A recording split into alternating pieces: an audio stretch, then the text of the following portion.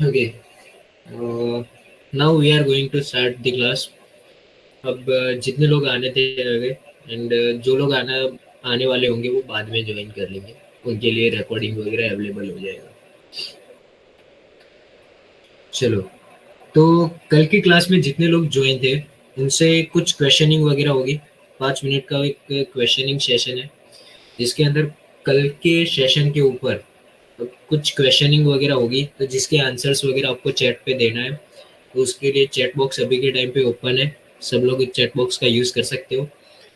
तो first of all मैं अपना स्क्रीन शेयर भी कर देता हूँ, एंड देन आप उस हिसाब से अपने शुरू करेंगे हम क्वेश्चनिंग एंड आंसरिंग।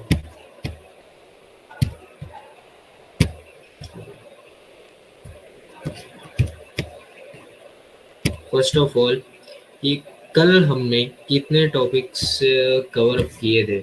लास्ट में जो मालवेयर और उसके बारे में बोला गया था, तो वो कौन से टॉपिक के अंदर था?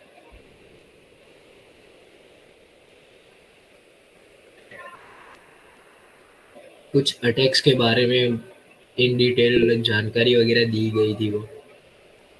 Type of attacks, Sumudeep Sadhu Khan. That's great, nice.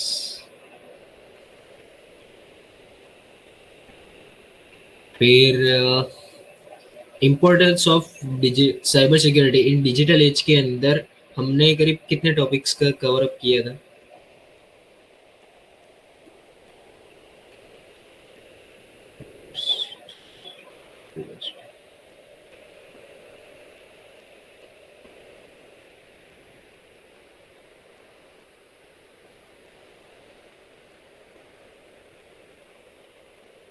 Okay okay, no problem no problem.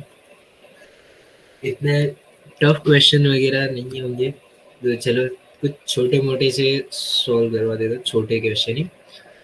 Daniel of service attack के अंदर कितने सिस्टम्स का यूज करके उनको सिस्टम विक्टिम की सिस्टम पे अटैक किया जा सकता था?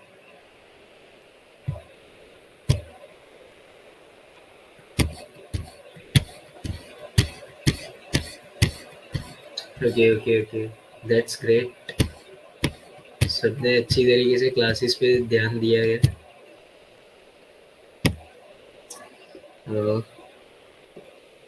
हम आज के दिन पे कौन से अटैक के बारे में बात करने वाले हैं, जो कल को एक अटैक के बारे में बात करने ही रह गई थी?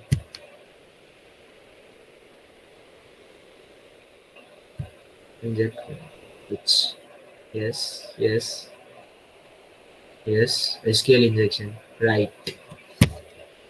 तो सबने बहुत अच्छा खासा ध्यान वगैरह दिया है, सबको अच्छी तरीके से पता है। तो कल के दिन को वैसे क्लास थोड़ी बहुत लेट हुई थी शुरू, तो उसकी वजह से कुछ टॉपिक्स वगैरह छूट गए थे। तो उन्हीं टॉपिक्स को, इंट्रोडक्शन टू साइबर सिक्योरिटी के जो 2 टॉपिक्स रह चुके थे, उसको आज कंप्लीट कर देंगे, एंड देन इसी के साथ हमारा फर्स्ट चैप्टर कंप्लीट हो जाएगा।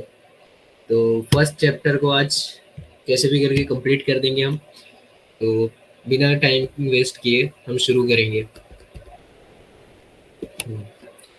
तो टाइप ऑफ साइबर अटैक्स के ऊपर थे हम।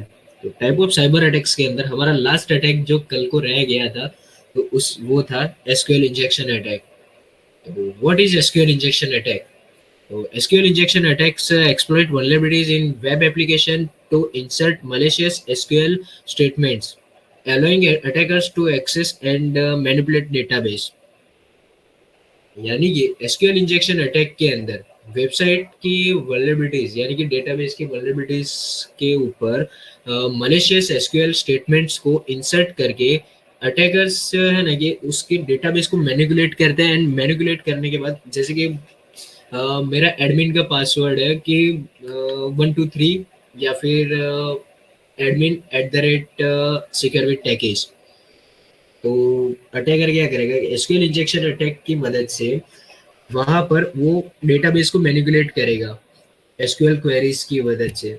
एसक्यूएल क्वेरीज की मदद से वहां पे जो भी कोड्स वगैरह है, यानी कि मेरे पासवर्ड है, तो उस पासवर्ड के वो बिना जाने, वो उस पासवर्ड का बिना यूज किए भी वहां से एक्सेस लेने का ट्राई कर सकते हैं।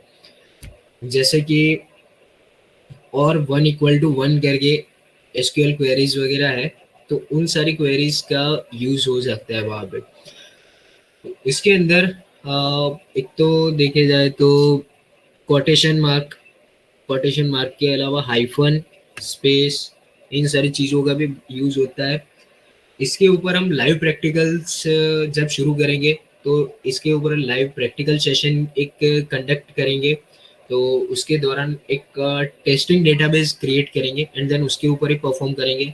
ऐसा नहीं कि हम कोई दूसरे ऑर्गेनाइजेशन वगैरह के डेटाबेस के ऊपर हम इस अटैक्स वगैरह को परफॉर्म करेंगे।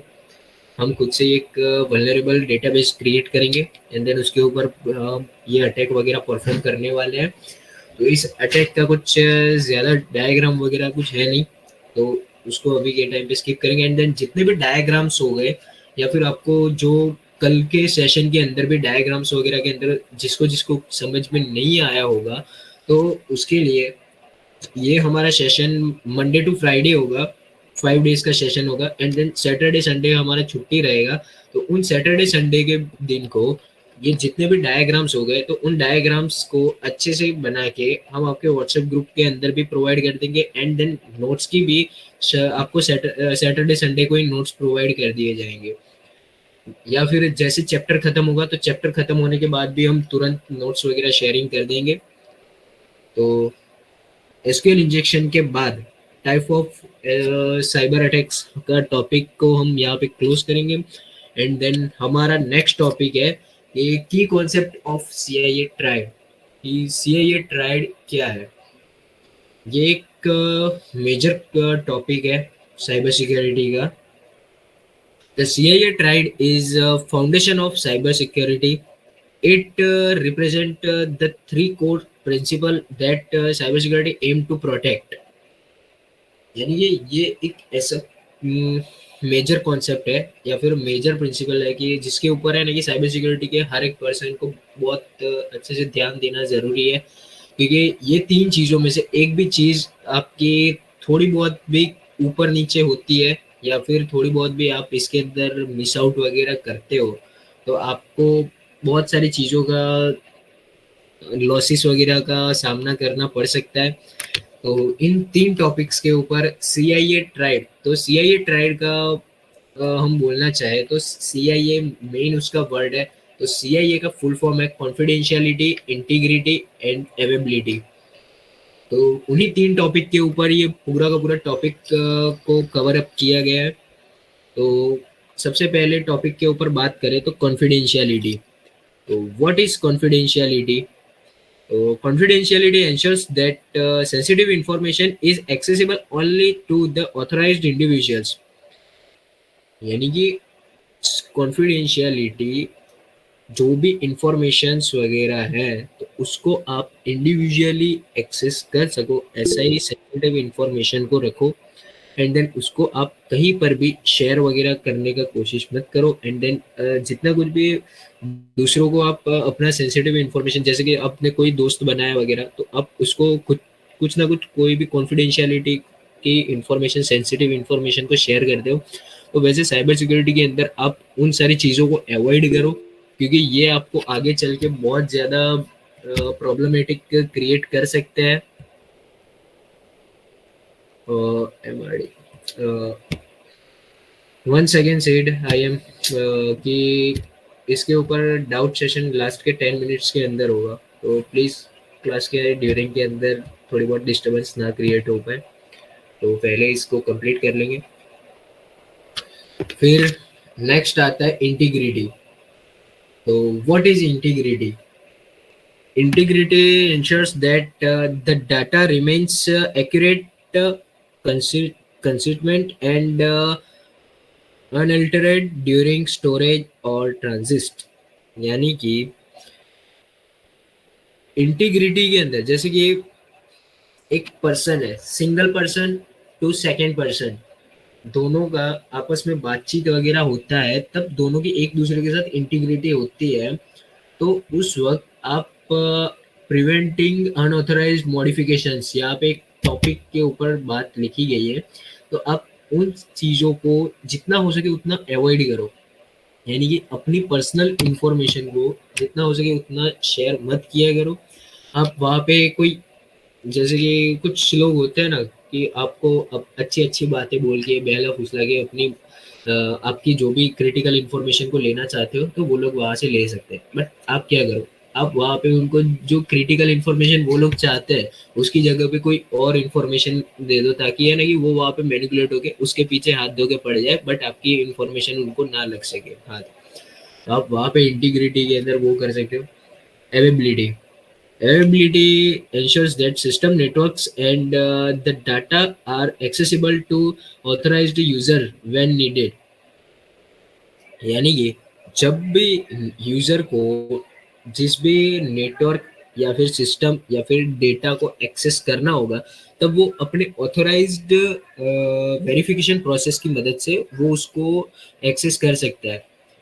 बट अगर आपकी अवेलेबिलिटी को ब्रेक हो गया कॉन्फिडेंशियलिटी और इंटीग्रिटी के दौरान, तो आपकी डेटा वगैरह को कोई दूसरा अदर अटैकर या फिर कोई हैकर आपके उस चीज़ों को एक्सेस करेगा एंड देन आपकी वहाँ से वो यूज़ करेगा।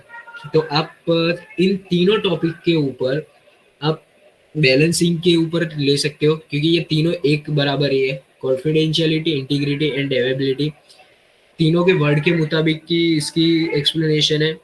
इसके ऊपर ज़्यादा बोलना चाहे तो तीनों को एक साथ बैलेंस करके रखो। कोई भी अगर आपकी एक भी चीज़, इन तीन चीज़ों में से एक भी चीज़ ब्रेक होती है तो आपके ऊपर बहुत ज़्यादा मेजर इम्पैक्ट वगैरह पड़ सकते हैं। एंड देन फर्स्ट चैप्टर का लास्ट टॉपिक हम कवर अप करने जा रहे हैं, तो साइबर सिक्योरिटी करियर पाथ्स के ऊपर, जो आज की हमारा हो जाएगा कंप्लीट पूरा का पूरा। तो the demand for skilled cyber security professionals has surge as cyber attacks become more frequent and sophisticated.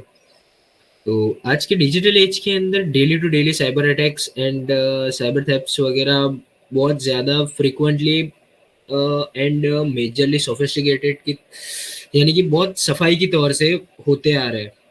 हर रोज हर नया साइबर केस, और हर एक के साथ साथ कुछ ना कुछ नए नए किस्से वगैरह आते रहते हैं मार्केट के अंदर। डेली टू डेली अपडेट्स वगैरह मिलती रहते हैं कि ये इसके साथ ये हो गया, इसके साथ फाइनेंशियल फ्रॉड हो गया, इसके साथ ऐसा सोशल मीडिया के ऊपर स्कैम हो गया, उसका सोशल मीडिया अकाउंट्स वगैरह को हैक कर लिया गया, उसके कॉल डिटेल्स वगैरह को ट्रेस करके कॉल, उसके कॉलिंग डिटेल्स का यूज़ करके मिसयूज़ करके उसके नाम पे ये हो गया वो हो गया, कंपनी का डेटा लीक। ये सारी कुछ चीज़ें वगैरह डेली टू डेली अब बहुत ज़्यादा तौर पे बढ़ रहे हैं। Cyber attacks and cyber crimes daily to daily increase हो रहे हैं। तो उसी के चलते ये साइबर सिक्योरिटी के फील्ड के अंदर करियर पाथ्स हर एक अलग अलग चीज़ों के ऊपर अलग अलग बेस्ड है। तो उन सारी चीज़ों के ऊपर हम डिस्कस करेंगे आज। तो फर्स्ट है सिक्योरिटी एनालिस्ट। तो what is security analyst and what was the work of security analyst? कि सिक्योरिटी एनालिस्ट क्या है और सिक्योरिटी एनालिस्ट क्या वर्क करता है, एंड देन सिक्योरिटी एनालिस्ट का जॉब रेफरेंस, उसकी सैलरी वगैरह का किस हिसाब से हो सकता है, उसके ऊपर बातचीत करेंगे। तो security analyst monitor systems and networks for suspicious activities, investigate security breaches and implement security measures. यानी कि सिक्योरिटी एनालिस्ट का काम ये रहेगा कि वो सिस्टम्स, नेटवर्क के ऊपर, दोनों सिस्टम और नेटवर्क दोनों के ऊपर बात हो रही है तो वो दोनों चीज़ों के ऊपर सस्पिशियस एक्टिविटीज़ को वो मॉनिटर करेगा। तो security analyst full time laptop या कंप्यूटर के सामने बैठ के वो चीज़ों को देखता रहेगा कि कोई भी जगह पे कुछ भी छेड़खानी वगैरह हो रही है कि नहीं, कि कोई भी उल्टी सीधी चीज़ें आ रही है कि नहीं। उसके बाद वो है ना कि अगर उसको कोई भी चीज़ वगैरह मिलती है तो उसके ऊपर वो उसको इन्वेस्टिगेट वगैरह करना पड़ेगा, उस वल्नरेबिलिटीज़ को उसको फिक्स करना पड़ेगा। एंड देन उसके ऊपर बहुत सारी रिस्पॉन्सिबिलिटीज़ वगैरह होती है, उसके ऊपर कंपनीज वगैरह के बहुत सारे प्रेशर्स वगैरह भी रहते हैं। तो सिक्योरिटी एनालिस्ट के अगर देखने जाए तो सैलरी वगैरह का देखें तो पर मंथ के हिसाब से मिनिमम इंडिया के अंदर 60-70 के हिसाब से हो जाता है, अगर वो वेल एक्सपीरियंस्ड होगा या फिर उसके पास अच्छा खासा नॉलेज वगैरह रहेगा। तो अगर एज ए फ्रेशर्स के तौर पे आप सिक्योरिटी एनालिस्ट के तौर पे ज्वाइनिंग वगैरह करते हो तो फिर भी आपको मिनिमम टू मिनिमम 20 से 24 हज़ार से आपकी सैलरी वगैरह शुरू हो सकती है पर मंथ के हिसाब से। तो ये एक अच्छी खासी सैलरी है। Then second topic is penetration tester. उसको अगर हम शॉर्ट फॉर्म के अंदर एक्सप्लेन करना चाहे तो उसको एक इथिकल हैकर भी बोल सकते हैं पेनिट्रेशन टेस्टर को। तो penetration tester simulates cyber attacks on a network or system to identify the exploit vulnerabilities। यानी कि पेनिट्रेशन टेस्टर या फिर एथिकल हैकर, आप जो भी बोलना चाहो, तो वो क्या करेगा कि आपके ही सिस्टम या फिर आपके खुद के ही नेटवर्क के ऊपर, या फिर जैसे कि मान के चलो कि मैं एक पेनिट्रेशन टेस्टर हूँ, तो मेरे को जॉब लगती है सिक्योरिटी टेकिस के अंदर। तो मैं क्या करूँगा, सिक्योरिटी टैकिस की वेबसाइट्स हो गई या फिर उसके सर्वर्स एंड उसके सिस्टम्स के ऊपर मैं अटैक करूँगा, एंड अटैक करके मैं उसकी वल्नरेबिलिटीज एंड एक्सप्लॉइट्स वगैरह को मैं फाइंड करूँगा। एंड देन उन्हीं एक्सप्लॉइट्स एंड वल्नरेबिलिटीज को मैं फाइंड करके वो सिक्योरिटी एनालिस्ट या फिर जो भी रेड ब्लू टीमिंग के डिफेंसिव टीम होगा सिक्योरिटी टैकिस का, तो मैं उनको रिपोर्ट बना के दूंगा कि हमारी कंपनी के अंदर या फिर हमारे वेबसाइट के ऊपर ये प्रॉब्लम्स है, तो आप इन प्रॉब्लम्स का जैसे भी करके आपको फिक्स वगैरह करना है तो वो आप फिक्स करो। तो उसका अगर शॉर्ट फॉर्म के अंदर बोले तो पेनिट्रेशन टेस्टर कोई भी कंपनीज की वीकनेस वगैरह को फाइंड करने का काम करता है। तो किस तरीके से हैकर्स वगैरह उस कंपनी का डेटा वगैरह को थेफ्ट ना कर पाए, तो उसके लिए वो पेनिट्रेशन टेस्टर वर्क करता है। तो एक पेनिट्रेशन टेस्टर का एवरेज सैलरी की बात करें तो उसका भी 65 पर मंथ के हिसाब से होता है। और फ्रेशर्स के तौर पे तो सेम नहीं है security analyst and penetration tester का, बट पेनिट्रेशन टेस्टर को ज़्यादातर ऑफेंसिव वर्क मिलता है, उसको डिफेंसिव वर्क वगैरह के ऊपर फोकस करना नहीं रहता। और उसके एज कंपेयर में सिक्योरिटी एनालिस्ट को ऑफेंसिव के ऊपर वर्क नहीं करना रहता, बट उसको डिफेंसिव सिस्टम के ऊपर ज़्यादा वर्क करना रहता है एंड इन्वेस्टिगेशन के ऊपर। तो ये दोनों के अंदर ये डिफरेंस है। थर्ड आता है सिक्योरिटी इंजीनियर। सिक्योरिटी इंजीनियर यानी कि हम बोलना चाहे तो उसको सिक्योरिटी आर्किटेक्ट भी बोल सकते हैं। Security architect design and implement secure network infrastructure focusing on protecting the organisations data and system. Security engineer क्या करेगा कि सिक्योरिटी इंजीनियर को, यानी कि वो एक डेवलपर बोल सकते हैं उसको, कि वो एक ऐसा इंफ्रास्ट्रक्चर और ऐसे सिस्टम्स को वो डेवलप करेगा कि जिससे कोई भी ऑर्गेनाइजेशन का डेटा एंड देन उसके सिस्टम को प्रोटेक्ट करने के लिए यूज में लिया जा सके। जैसे कि मान के चलो कि हमारे क्लास में से कोई भी एक पर्सन एक सिक्योरिटी इंजीनियर है, तो वो क्या करेगा कि जैसे कि मेरा कंप्यूटर एंड मेरा नेटवर्क वगैरह ओपन सोर्स है, तो उसको प्रोटेक्ट करने के लिए वो एक ऐसा सिस्टम क्रिएट करता है कि जिसके अंदर सबसे पहले वो मेरा फेस रिकॉग्नाइज करेगा या फिर कोई भी सिस्टम या फिर फिंगरप्रिंट रिकॉग्नाइज करेगा, उसके बाद मेरे को एक्सेस देगा, या फिर वो जो भी सिस्टम को क्रिएट करे वो उसके मन के मुताबिक है। तो उसको बस एक ही चीज का ध्यान रखना है कि एक ऐसे सिक्योरिटी को डेवलप करो ताकि कोई भी हैकर वगैरह उसका सीधा का सीधा एक तो सिंगल वे में एक्सेस ना ले सके। यानी कि एसक्यूएल इंजेक्शंस वगैरह को, अटैक वगैरह को वो प्रिवेंट करने का भी काम कर सकता है। नॉर्मल पेनिट्रेशन टेस्टर वगैरह वो लोग एसक्यूएल इंजेक्शन वगैरह को भी परफॉर्म वगैरह करेंगे, तो सिक्योरिटी इंजीनियर कोई ऐसा कोई पागल इंसान नहीं होगा कि जो उन सारी चीज़ों के प्रिवेंशन वहाँ पे क्रिएट ना किया हो। तो सिक्योरिटी इंजीनियर का भी एक मेजर रोल होता है कोई भी ऑर्गेनाइजेशन के अंदर या फिर कोई भी कंपनी के अंदर। तो और अभी के टाइम पे बैंक्स वगैरह भी security engineers, penetration tester and then security analyst वगैरह सभी लोगों को हायरिंग वगैरह करते हैं। तो और इन लोगों की डिमांड्स वगैरह भी बहुत हाई है। कभी कभार जो प्राइवेट बैंक्स वगैरह है तो वो अपने बैंक्स के सर्वर्स, डेटाबेस एंड वेबसाइट्स वगैरह को सिक्योर वगैरह रखने के लिए तो वो साइबर सिक्योरिटी पर्सन्स को हायर वगैरह करते हैं। एंड देन कुछ ऐसे बैंक्स है, प्राइवेट बैंक्स, तो वो लोग कोई थर्ड पार्टी प्राइवेट कंपनीज को भी कॉन्ट्रैक्ट देते हैं। तो वो थर्ड पार्टी कंपनीज वगैरह भी उन सारी चीज़ों के ऊपर ध्यान वगैरह रखती है। फिर दूसरे, अगर हम यहाँ पे पीपीटी के अंदर तीन ही मेजर रोल के ऊपर बात की गई है। दूसरे अगर रोल के ऊपर देखने जाए तो incident responder, manage cyber security incidents when they occur. They investigate breaches, contain the attack and mitigate the damages. यानी कि इंसिडेंट रिस्पॉन्डर का काम यही है कि as like security analyst, but security analyst and incident responder के अंदर थोड़ा बहुत डिफरेंस है, थोड़ा बहुत ही है, ज़्यादातर डिफरेंस नहीं, क्योंकि उन दोनों का वर्क एज सेम लाइक है। बट दोनों में से अगर ज़्यादा रिस्पॉन्सिबिलिटी हम देखने जाए तो इंसिडेंट रिस्पॉन्डर के ऊपर सबसे ज़्यादा रिस्पॉन्सिबिलिटीज रहती है as compare to security analyst. क्योंकि इंसिडेंट रिस्पॉन्डर को जैसे ही कोई भी अटैक वगैरह होता है या फिर जैसे ही कोई भी डेटा ब्रीचेस का उसको साइन मिलता है तो उसको तुरंत के तुरंत एट ए टाइम उसको है ना कि उसके ऊपर रिस्पॉन्ड करना रहता है। तो वो क्या रिस्पॉन्ड करता है, किस तरीके से वो वर्क करता है, या फिर वो क्या प्लानिंग करता है उसके ऊपर कि किस तरीके से वो जितना डेटा वो लॉस हुआ है तो उससे ज़्यादा कोई एक्स्ट्रा डेटा लॉस ना हो पाए, या फिर वो लॉसेस डेटा को रिकवर कर पाए कैसे भी करके। तो वो काम आता है कि इंसिडेंट रिस्पॉन्डर के ऊपर। इंसिडेंट रिस्पॉन्डर के ऊपर मेंटली प्रेशर्स के तौर पे देखें तो उसके ऊपर बहुत ज़्यादा जिस टाइम पे अटैक होता है तो उस टाइम पे प्रेशर्स वगैरह इंक्रीज हो जाते हैं। तो उसके बाद उसके सैलरी वगैरह भी देखने जाए तो उसकी सैलरी इन सभी तीन प्रोफेशंस के एज कंपेयर में थोड़ी बहुत ज़्यादा होती है, उसकी 75 के अराउंड होती है।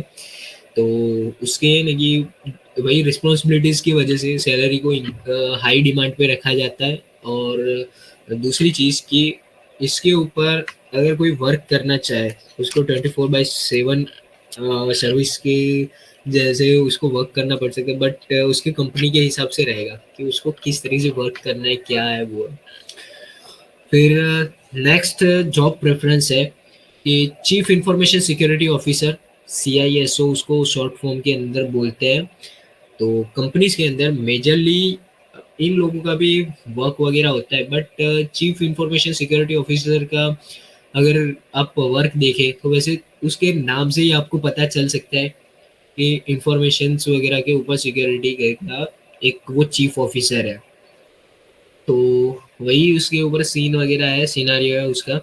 तो the CISO is senior executive responsible for developing and overseeing the organisations cyber security policies and strategy.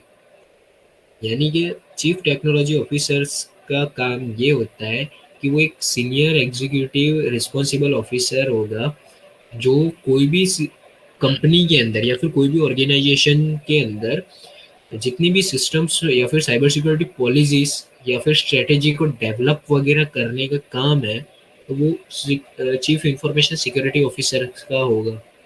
कि जैसे कि chief technology chief information security officer के ऊपर बात करें कि जैसे कि राहुल हमारा एक चीफ इंफॉर्मेशन सिक्योरिटी ऑफिसर है।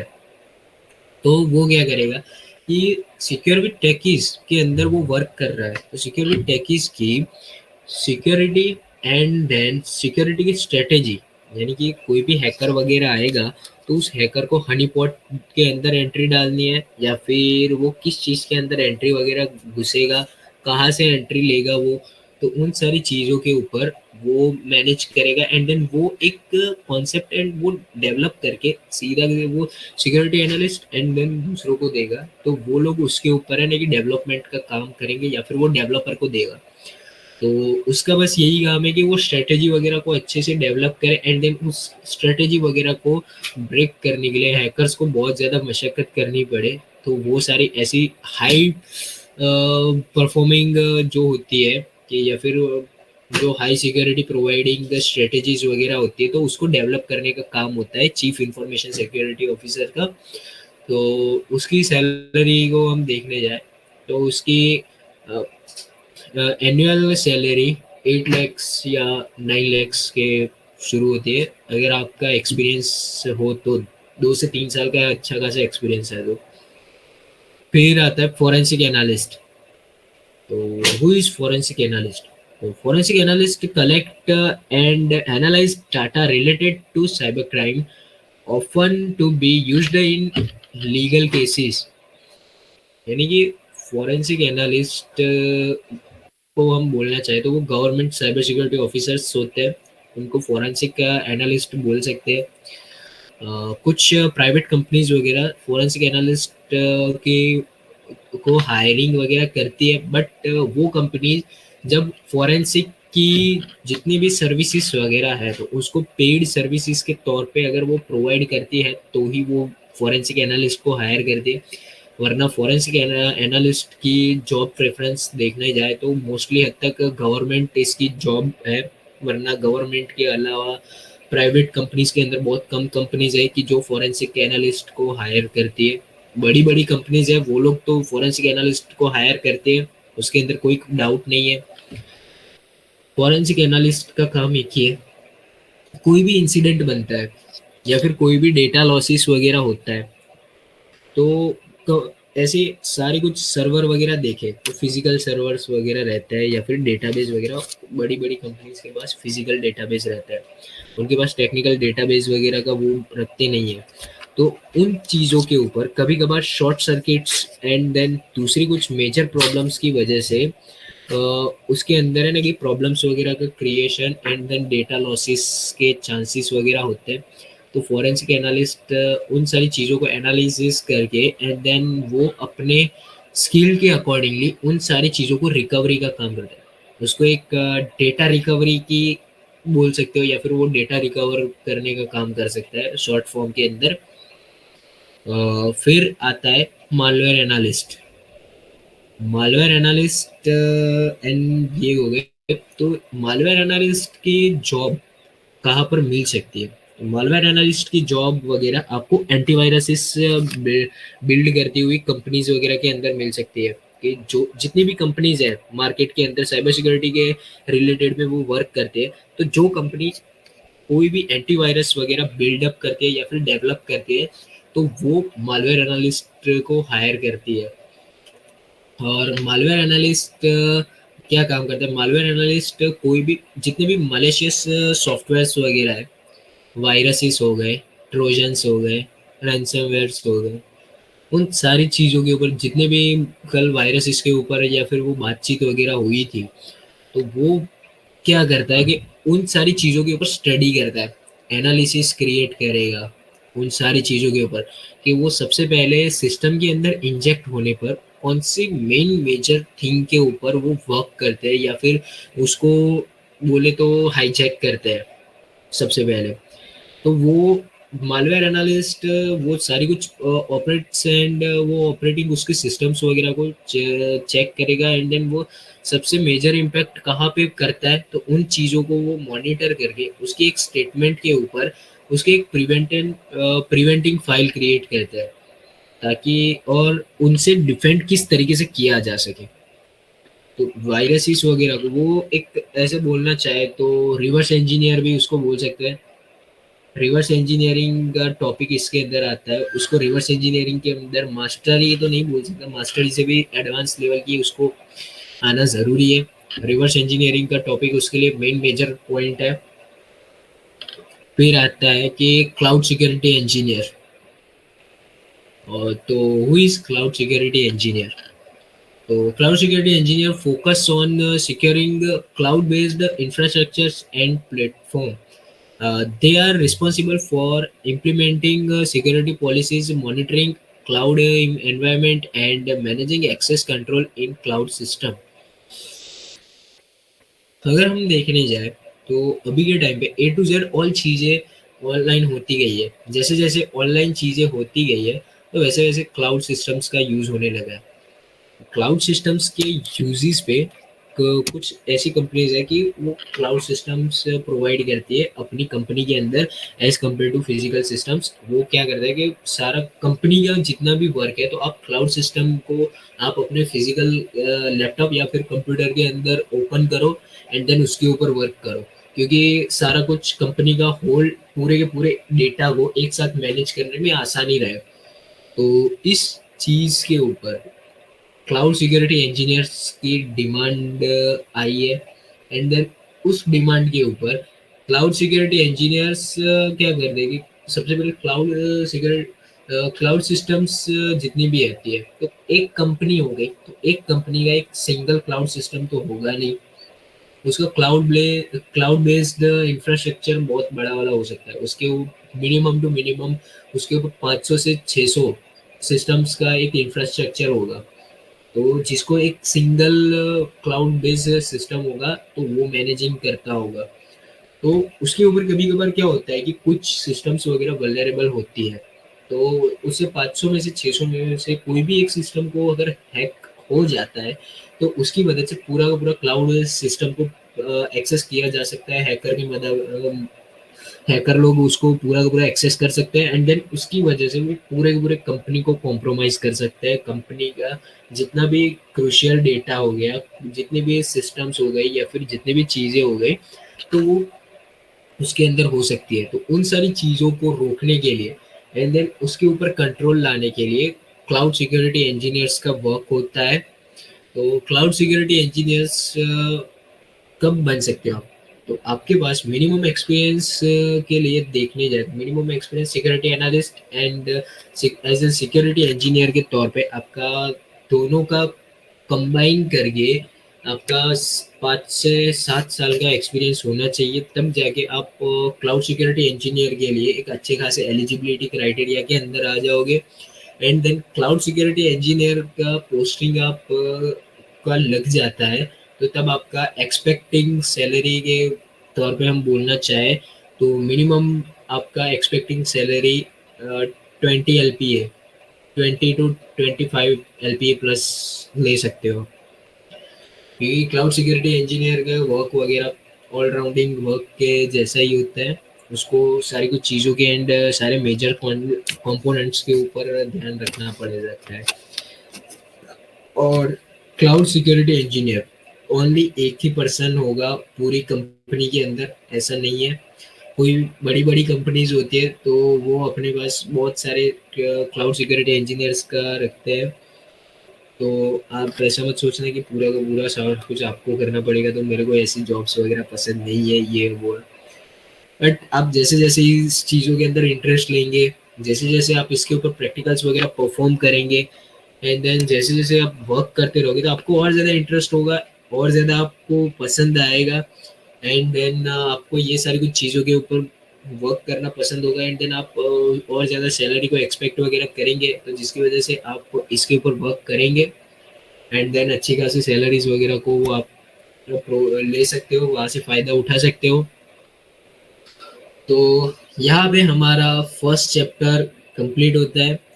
तो फर्स्ट चैप्टर के अंदर जिस किसी को भी डाउट्स वगैरह है तो सबसे पहले वो अपने अपने डाउट्स वगैरह को क्लियर कर ले एंड देन उसके बाद हम सेकंड चैप्टर को शुरू करते हैं, क्योंकि सेकंड चैप्टर के अंदर से आज हम फर्स्ट टॉपिक को क्लियर करेंगे। ज़्यादा उसका बस इंट्रोडक्शन एंड ब्रीफ दे दूंगा, तो ताकि है ना कि आपको सेकंड चैप्टर का क्या क्या होगा एंड देन आगे की क्या क्या कॉन्सेप्ट्स वगैरह का हम यूज़ करने वाले हैं, तो उसके बारे में बात हो जाएगी।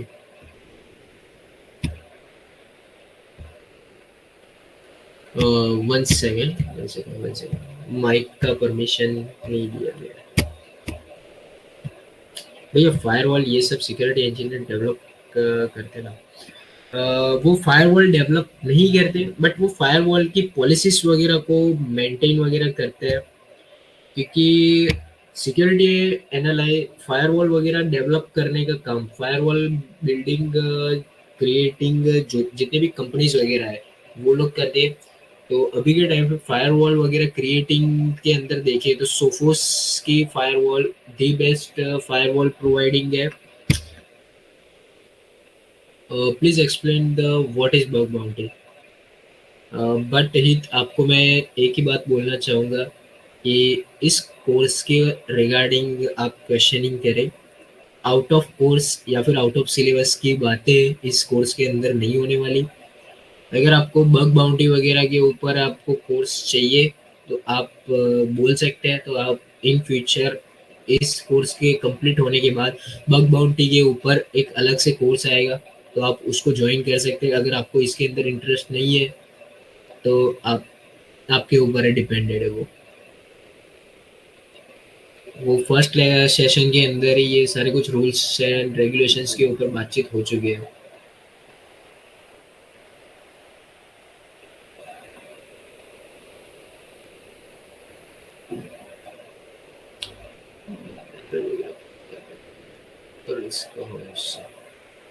Berlin are you right, but इसके अंदर हम उसके ऊपर ज़्यादातर बातें नहीं करेंगे, क्योंकि ये पूरा का पूरा बग बाउंटी वगैरह है ना कि वो फ्रीलांसिंग वर्क हो जाता है। और ये कोर्स के ऊपर हम फ्रीलांसिंग के ऊपर ज़्यादा फोकस नहीं करने वाले, क्योंकि इसके ऊपर एक professional and industrial work experience के ऊपर ये कोर्स बिल्डअप है। Will you teach ethical hacking?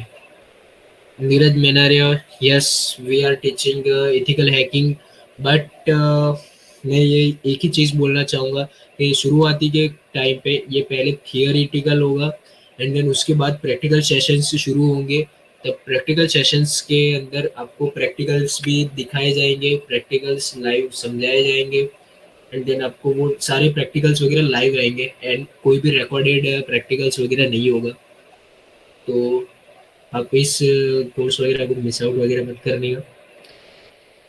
भैया प्लीज़ एक और रूल एंड रेगुलेशन बताओ। रूडी एक्स, आपको आप फर्स्ट लेक्चर्स में नहीं थे, फर्स्ट सेशन के अंदर आपका मेरे को मैसेज रिसीव हुआ है, तो आप अपना मेल आईडी मेरे को सेंड कर देना व्हाट्सएप नंबर के ऊपर। तो आपको है ना कि मेरी टीम की तरफ से आपकी ईमेल आईडी पे आपको ये फर्स्ट सेशन के ऊपर जो भी वीडियो है, तो उसका वीडियो लेक्चर को आपको यूट्यूब के ऊपर आपको प्रोवाइड कर दिया जाएगा। वो प्राइवेट एक्सेस से दिया जाएगा जब तक ये कोर्स कंप्लीट नहीं होता तब तक के लिए।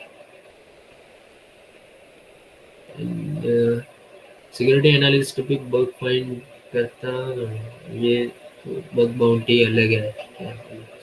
Bug bounty and security analyst दोनों अलग अलग है।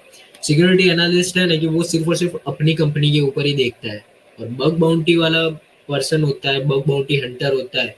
तो बग बाउंटी हंटर कोई भी जगह पे जॉब नहीं करता होता, यानी कि वो एक जॉबलेस पर्सन है, जैसे कि बेरोजगार भी बोल सकते हो। जब भी उसको कोई चीज मिली तभी उसको पेमेंट मिलेगा, वरना वो बेरोजगार के तौर पे ही है, उसको कोई भी चीज वगैरह नहीं मिलेगी। एंड देन सिक्योरिटी एनालिस्ट क्या है, वो एक ऑलरेडी जॉब कर रहा है कोई भी कंपनी के अंदर, एंड देन वो बस उसी कंपनी के ऊपर बग्स वगैरह फाइंड करने की वो प्रोसेस करेगा। उसका वर्क मेथड वगैरह देखने जाए तो सेम टाइप है, बट बग बाउंटी हंटर एक फ्रीलांसर का वर्क हो गया, एंड देन सिक्योरिटी एनालिस्ट का वर्क एक प्रोफेशनल वर्क हो गया, एंड देन वो एक आपको प्रोफेशनल एक्सपीरियंस एंड नॉलेज भी प्रोवाइड करता है।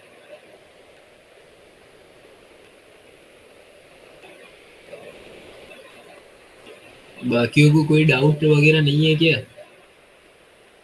बाकियों को लगता है कि सब कुछ सारी कुछ चीज़ें समझ में आ गई है? माइक्रोफोन की ऑलरेडी परमिशंस दी गई है, तो प्लीज़ अगर आपको टाइप करने में दिक्कत हो रही हो, आलस आ रही हो, तो माइक्रोफोन भी ऑलरेडी आप खोल सकते हो।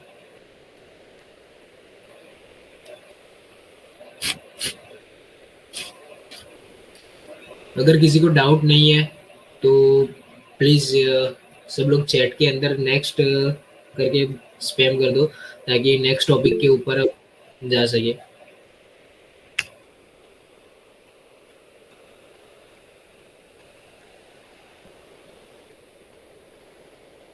ओके, ओके, तो किसी को ज़्यादा कुछ डाउट्स वगैरह नहीं है, चलो। ओके, मैं आपको व्हाट्सएप पे भेजूंगा भैया, आप चेक कर लें। ओके, अगर किसी को पर्सनली नोट्स वगैरह क्रिएट करना हो तो वो पेन एंड नोट प्रिपेयर कर सकता है उसके लिए अलग से। अगर वो किसी का मन नहीं है वो करने का तो यहाँ से भी हमारी तरफ से भी उसको नोट्स वगैरह प्रोवाइड किए जाएंगे। तो ऐसा नहीं है कि आपको नोट्स वगैरह प्रोवाइड नहीं होगा। नोट्स वगैरह तो आप पूछ रहे थे ग्रुप्स वगैरह के अंदर कि नोट्स हमको कब प्रोवाइड होगा। तो नोट्स की प्रोवाइडेशन हम आज जैसे कि फर्स्ट चैप्टर आज ही कंप्लीट हुआ है तो फर्स्ट चैप्टर की नोट्स वगैरह आपको आज रात को या फिर मान के चलो कि सैटरडे संडे को ही वीकेंड को ही आपको मिल जाएगी। फर्स्ट चैप्टर के सारे डायग्राम्स नोट्स इन डिटेल्स जितने भी मटेरियल्स हो गए तो वो सारी कुछ चीज़ें आपको उस टाइम पे प्रोवाइड की जाएगी। और आज को मैं एक बता दूं कि आज जैसे ही ये क्लास लास्ट में कंप्लीट होगा तो आपको एक गूगल फॉर्म का लिंक दिया जाएगा यही मीटिंग के चैट बॉक्स के अंदर।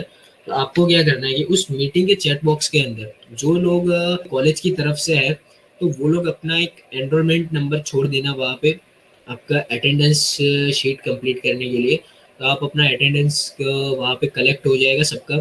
तो और जितने लोग कम्युनिटी की साइड से है तो उनको मैं एक स्पेसिफिक रैंडम 6 डिजिट का एक कोड दूंगा।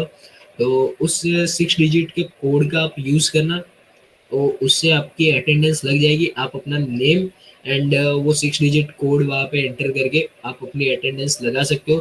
तो ऐसे ही डेली क्लासेस के अंदर अटेंडेंस लगेगी सबकी एंड देन उसके मुताबिक आपका लास्ट में सर्टिफिकेट वगैरह के ऊपर बातचीत होगी। एंड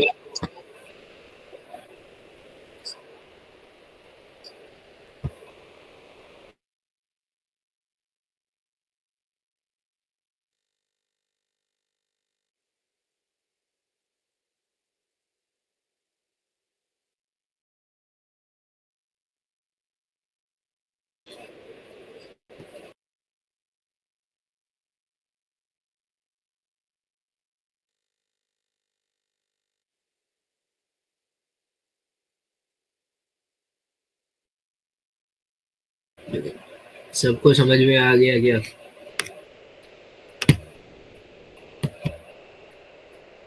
यो कोड का कोई वेबसाइट रूडी एक्स यहाँ पे गूगल फॉर्म का एक लिंक दिया जाएगा आपको वहां पर ही डालना होगा।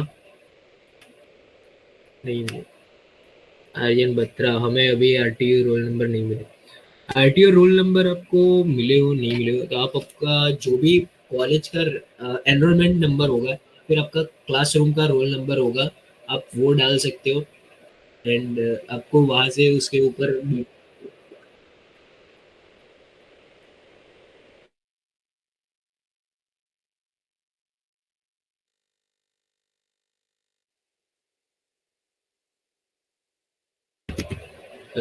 एक बार वापस से बता दो। तो एक बार मैं वापस से फिर से रिपीट कर लेता हूँ कि यहाँ पे एक आपको क्लास के एंडिंग में एक गूगल फॉर्म का लिंक दिया जाएगा। तो उस गूगल फॉर्म के लिंक के ऊपर एक रैंडम 6 डिजिट का आपको एक कोड दिया जाएगा जो हमारी तरफ से ही क्रिएटेड होगा। तो उस कोड को यहाँ पर ही चैट बॉक्स के अंदर ही दिया जाएगा।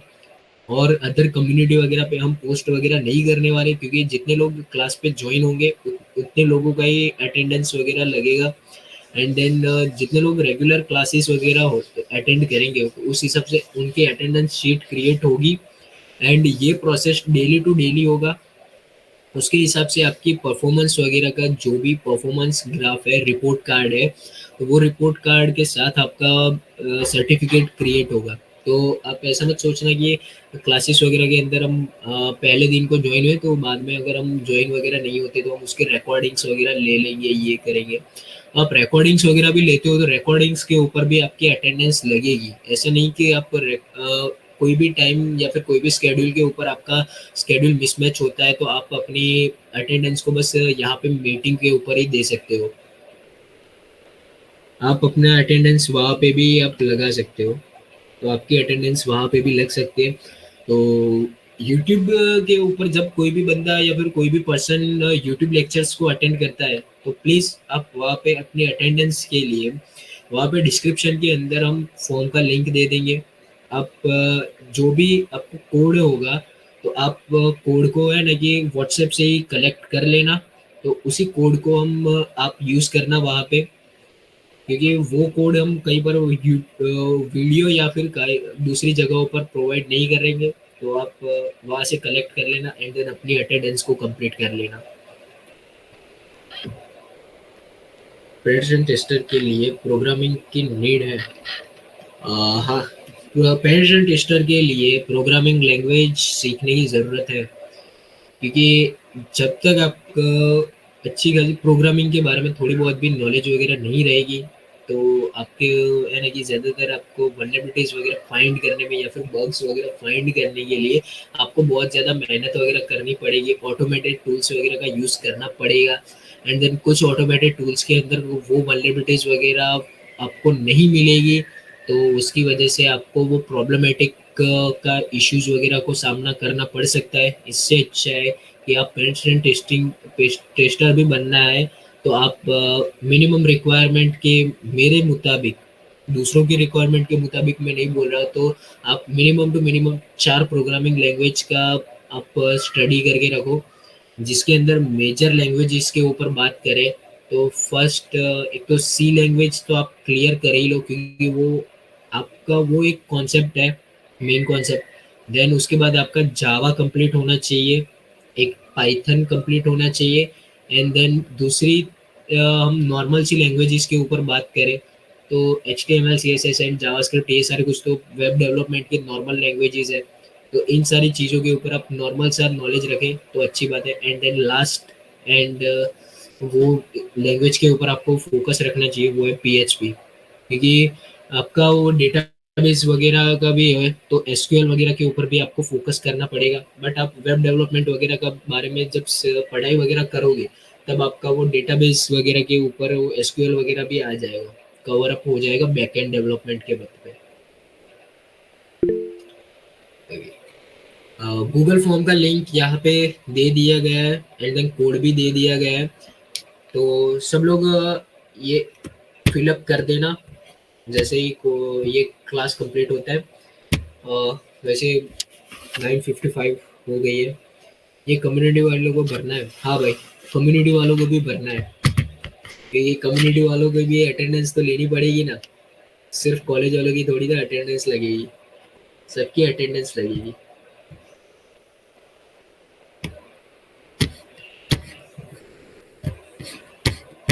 ऐसा नहीं, ऐसा मत करना कोई कि मैं आ रहा हूँ तो फिर मेरे दोस्त वगैरह अवेलेबल नहीं है तो मैं अपने दोस्त की भी अटेंडेंस वगैरह लगा लूँ। तो ऐसा कोई छेड़खानी वगैरह करने की कोई ज़रूरत नहीं है, क्योंकि एक्टिविटी वगैरह मॉनिटर हो जाएगी आपकी ऑलरेडी।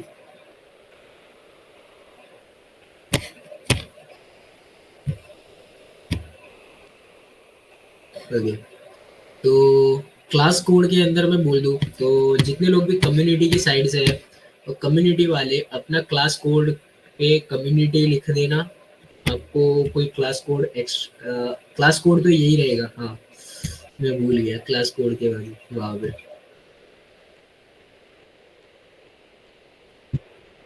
हाँ,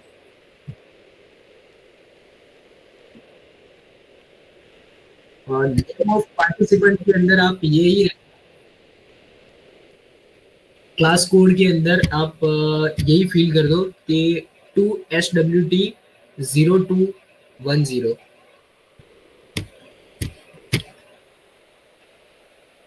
एंड दूसरी मैं क्या बोल रहा था अभी, एक चीज बोल रहा था यार, पार्टिसिपेंट्स नेम के ऊपर मैं बोल रहा था।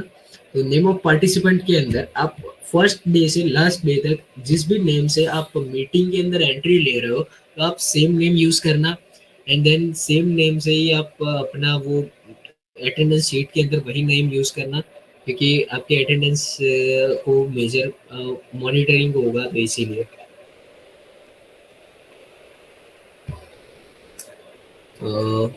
बेसिकली कम्युनिटी वाले क्लास कोड यानी कि सिर्फ एंड कॉलेज। यस, सही है, आप समझ गए हो आर्यन भाई।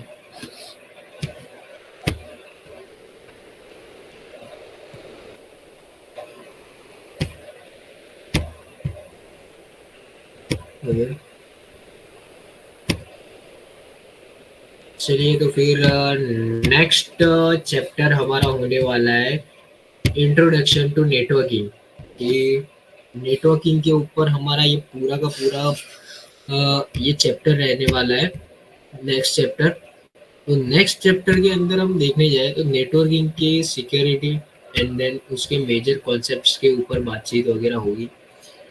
मैं अभी आज के दिन को ऐसे देखने जाए तो 15 मिनट या 15 मिनट के अंदर एक सिंगल टॉपिक भी कवर करना नेटवर्किंग का बहुत मुश्किल है। तो इसीलिए मैं आपको बस ऊपर ऊपर से अभी के टाइम पे ब्रीफ नॉलेज के तौर पे पीपीटी दिखा देता हूँ। तो उसके ऊपर इन डिटेलिंग में कल नेक्स्ट लेक्चर से शुरुआत होगी।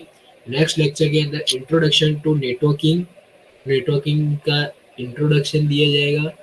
फिर नेटवर्किंग नेटवर्क के टोपोलॉजी, नेटवर्क टोपोलॉजी के अंदर कितने टाइप्स है तो वो टाइप्स के ऊपर भी बात होगी। किस किस टाइप की टोपोलॉजी कहाँ पे यूज होती है उसके बारे में भी बात होगी। फिर ओएसआई मॉडल, ओएसआई लेयर्स के ऊपर भी बात होगी। तो and TCP and IP protocol suit के ऊपर बात होगी। फिर कॉमन प्रोटोकॉल्स कौन से हैं, TCP, UDP, HTTP and DNS, ये सारे प्रोटोकॉल्स के ऊपर भी बातचीत होगी। फिर नेटवर्क डिवाइसेस, नेटवर्क डिवाइसेस के अंदर आपका जो फायरवॉल वगैरह की आप बोल रहे थे तो उन सारी चीज़ों के ऊपर भी बातचीत होगी।